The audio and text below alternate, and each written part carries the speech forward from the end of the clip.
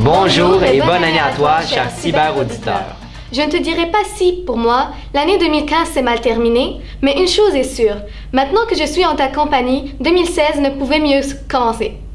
En effet, ma joie de te retrouver n'a d'égal que l'excitation que je ressens lorsque j'entends la voix surfeuse dans l'interphone lors de la lecture, que dis-je, lors de l'interprétation des messages de la journée. Tu te demandes comment passer le temps maintenant que le processus digestif de toutes les victuailles que tu as ingurgitées pendant le temps des fêtes tire à sa fin? Qu'à cela ne tienne, toute l'équipe d'InfoHB a travaillé d'arrache-pied pendant tout le temps des fêtes afin de te préparer ce premier cyberbulletin Henri Bourrassien de l'année 2016. Quelle générosité! Parlant de générosité, allons retrouver Charlélie et Camille, nos deux lutins post-Noël qui auront l'honneur de te présenter le tout premier topo de cette nouvelle année. Vous l'avez sûrement déjà remarqué, à l'approche du temps des fêtes, dans votre classe d'anglais, se trouve généralement une boîte dans laquelle vous pouvez mettre des denrées non périssables. Eh bien, ce sont plusieurs centaines de ces denrées qui sont ramassées à l'école tous les ans. Mais qu'arrive-t-il de ces produits? Qui en fait leur collecte? Qu'est-ce qui se passe avec notre bonne conserve de soupe aux tomates? Suivons notre invité spécial. Bonjour Charlélie, je me trouve présentement dans le local S412. J'ai été déposée dans cette boîte à la deuxième période par un gentil élève. Bientôt, guidé par Madame Mireille Ajar, la générosité faite femme. Des élèves bénévoles feront la tournée des classes d'anglais afin de me récupérer avec les autres denrées, afin de nous envoyer dans un local spécifique.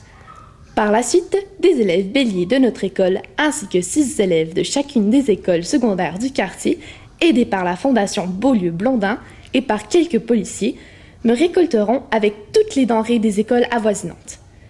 Nous serons par la suite emmenés au magasin Essentiel qui nous redonnera à la Fondation Saint-Vincent-de-Paul qui, finalement, nous redistribuera aux personnes du quartier qui en ont besoin.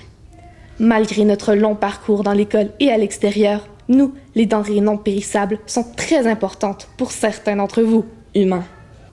Il est primordial d'aider notre communauté en offrant au moins une fois par année quelques-unes de nos conserves qui traînent dans notre garde-manger. Mais, outre la nourriture, peut-on aussi offrir du savon ou même des brosses à dents? Tant que ce n'est pas périssable, pas de problème. Merci beaucoup et bon voyage. C'était Charlélie pour InfoHB. Regardes-tu toujours de chaque côté de la rue avant de traverser? Il t'arrive de laisser juste un peu de lait dans la pinte afin de ne pas avoir à la changer? Tes parents respectent-ils vraiment la limite de 40 km/h lorsqu'ils conduisent sur le boulevard Gouin? Votre voisin a-t-il installé son tempo avant le 15 novembre? Comme tu le vois, ce n'est pas parce qu'une règle existe qu'elle est nécessairement respectée. Allons donc retrouver Joël et Amina qui t'ont préparé un reportage sur les règles enfreintes dans notre école. La première règle non suivie par plus de 75% des élèves, c'est pas d'appareil électronique sur les étages. On dirait que s'ils n'ont pas leur iPod, iPad, Samsung ou tout autre bidule du même genre, c'est comme si leur cordon ombilical les reliant au monde virtuel était coupé. Le problème, c'est que on dirait que la plupart des enseignants ont aussi le même problème avec leur appareil électronique. C'est à peine s'ils ne nous textent pas leurs notes de cours ou s'ils ne nous envoient pas des textos pour nous dire de lâcher nos cellulaires. La deuxième règle concerne le code vestimentaire. Il fut un temps où les élèves de l'école Henri Bourrassien pouvaient se vêtir comme ils le désiraient. Certaines personnes semblent encore vivre dans ce temps révolu. Ils se promènent avec des vestes de toutes les marques et de toutes les couleurs, et s'ils se font avertir aujourd'hui, ils reviendront en force demain. Dans notre école, nous avons une bibliothèque. Oui, une bibliothèque, cet endroit calme et silencieux, où les élèves viennent pour travailler ou faire des travaux sur les ordinateurs.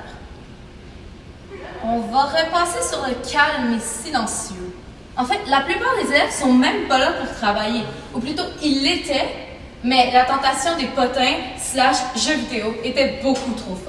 C'est comme si tous les élèves avaient fait un consensus pour faire de la bibliothèque le deuxième meilleur endroit pour chiller dans l'école, à part la cafétéria, bien sûr. Bon, on sait tous, depuis la nuit des temps, qu'il est défendu d'écrire ou de dessiner sur les bureaux. Pourtant, on retrouve toujours quelques gribouillis apparus mystérieusement sur tous les bureaux. Certains en sont même à sculpter des totems dans les pupitres.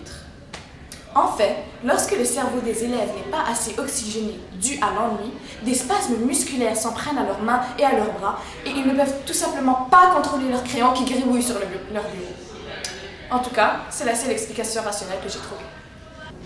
À HB, on n'a pas le droit de se promener sur les étages sur l'heure du dîner. C'est pour ça qu'on voit aucun élève dans les couloirs entre 11h05 et 12h30.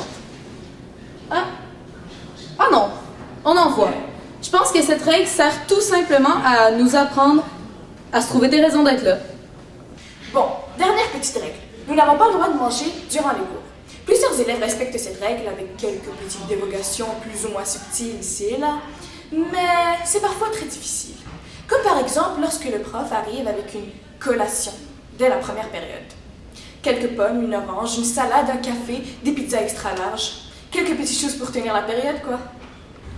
Mais vous inquiétez pas, beaucoup d'élèves incroyablement exemplaires, Comme nous, bien entendu. respectent toutes ces règles à la lettre. C'était Amina et Joël pour InfoHB. L'équipe d'Info HB s'est toujours intéressée à toi et est soucieuse de te poser des vraies questions. Parce que, plus tôt dans notre bulletin, on t'a parlé, entre autres, des denrées non périssables, je crois qu'il est temps d'aller retrouver Dominique et Ludovic, nos deux cyber-reporters non périssables, afin de connaître le résultat de leurs recherches.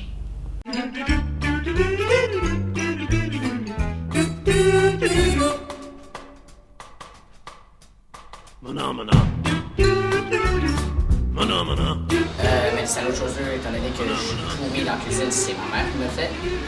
Pour le reste de mon lunch, souvent, je mets souvent un jus, un yop et quelques bâtons ici. Moi, j'ai de la salade, c'est ma mère qui l'a préparée. Et du yogourt, la compote, des mangues. Donc, qu'est-ce qu'il y a dans ton lunch, puis qui le prépare? C'est moi qui prépare mon lunch. Le passe-temps, il y a un sandwich. Couche-tard, puis des sandwichs. Un croissant au chocolat, du Activia aux fraises, une orange, et puis des Ritz avec fromage. Donc, qu'est-ce qu'il y a dans votre lunch, puis qui le prépare?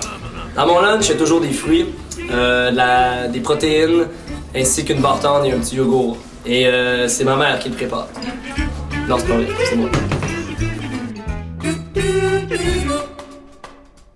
Si je te dis 1, 8, 15, 22, 29, 36, quelle serait la suite logique? 1, 8, 15, tu additionnes 7 à chaque fois, alors après 36, ça devrait être 43. Ok, c'était facile.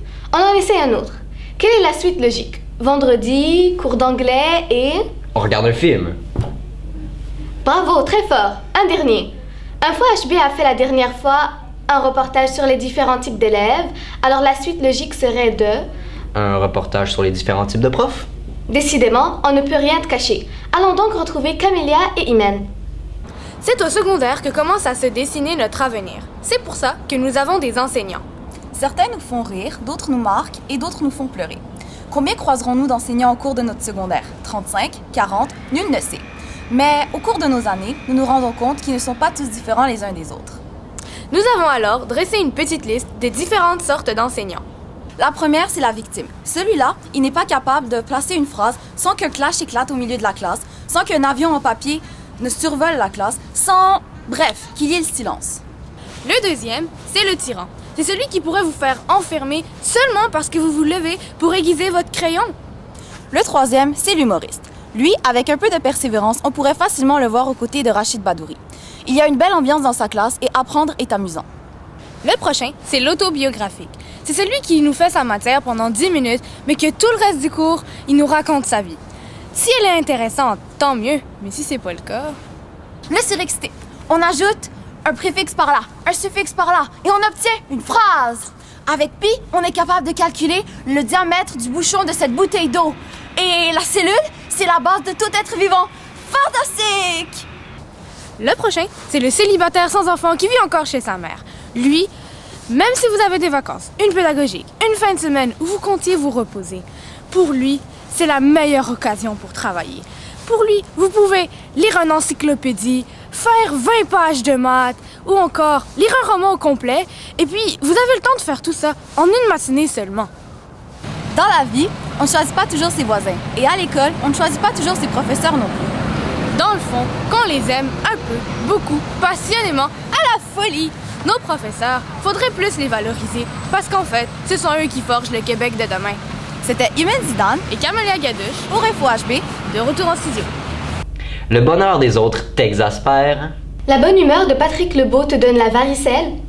Tu préfères le bruit assourdissant des déneigeuses à celui du chant des oiseaux.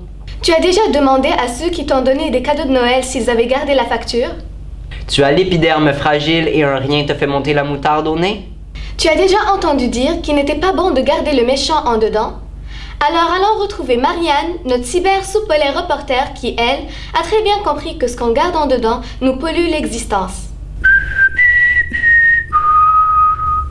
Je ne sais pas pour vous, mais moi, s'il y a bien une chose que je ne peux absolument pas supporter en plus des douchebags ou quand ma mère me demande de faire le ménage de ma chambre, c'est quand les profs ne se consultent pas avant de nous donner des travaux super longs à faire en devoir. Sérieusement, je suis sûre que je suis loin d'être la seule à rager comme ça.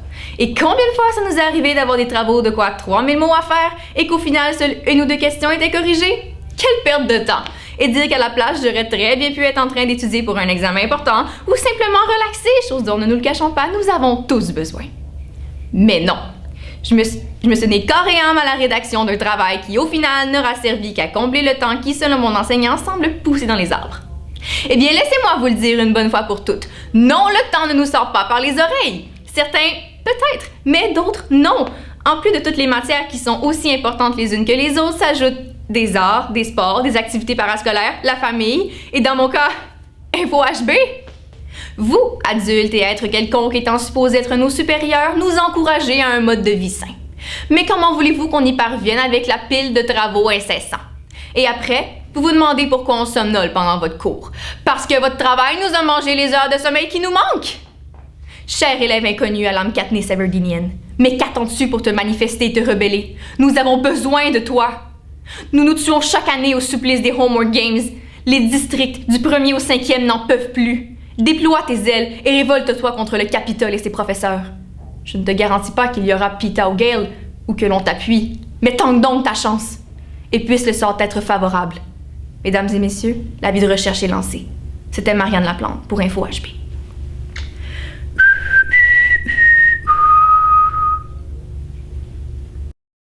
Eh bien voilà, contrairement à un cours de sciences sur la masse molaire, c'est déjà terminé. Tout comme la présence d'une suppléante dans ton cours de français, on espère que notre premier bulletin de 2016 t'aura fait passer de bons moments. Comme toujours, si tu as des questions, des commentaires ou des suggestions de reportages, tu peux nous écrire à l'adresse suivante, soit le info-hb@cspi.qc.ca. Parce qu'il est sain de vivre des petits deuils dans la vie afin de devenir plus fort, il est déjà temps pour nous de te quitter. Nous brûlons déjà d'envie de te retrouver. Au nom de toute l'équipe d'InfoHB, nous te remercions de ta fidélité et nous te disons à la prochaine.